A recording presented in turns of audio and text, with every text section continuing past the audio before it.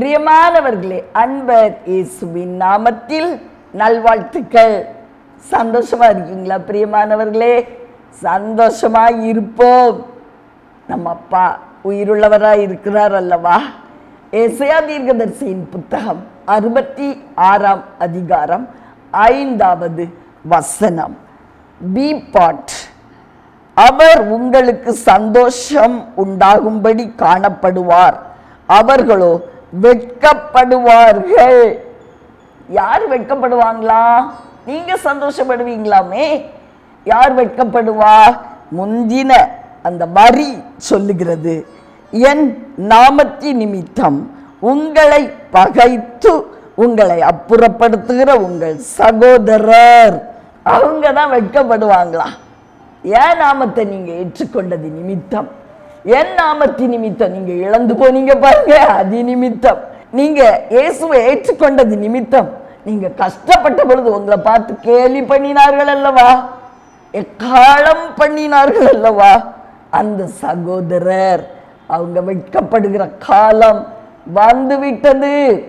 நீங்க என்ன செய்வீங்களா? சந்தோஷப்பட போகிறீர்களா?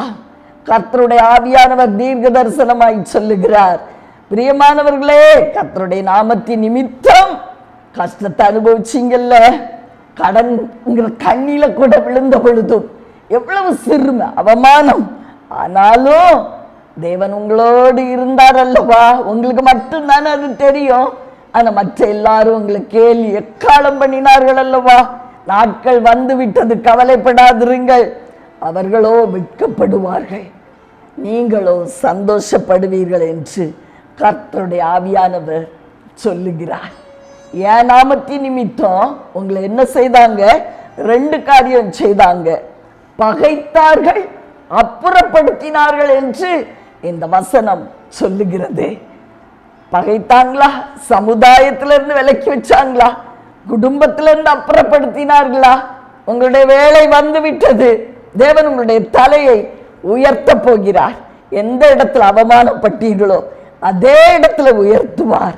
ஏன்னா அந்த அவமானம் இயேசுவை ஏற்றுக்கொண்டதினால், அவருக்காக வைராக்கியமாய் நின்றதுனால வந்ததல்லவா?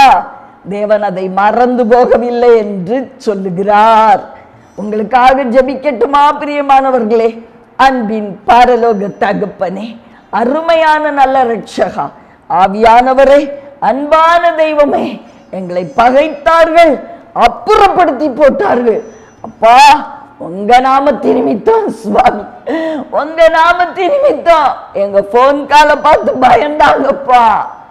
தெய்வமே, மனம் இறங்கி நாங்கள் நிந்திக்கப்பட்ட இடத்துல எங்களுடைய தலையை உயர்த்தும், எங்களுடைய சிறுமையை பெருமையாய் மாற்றும் மாற்றும்.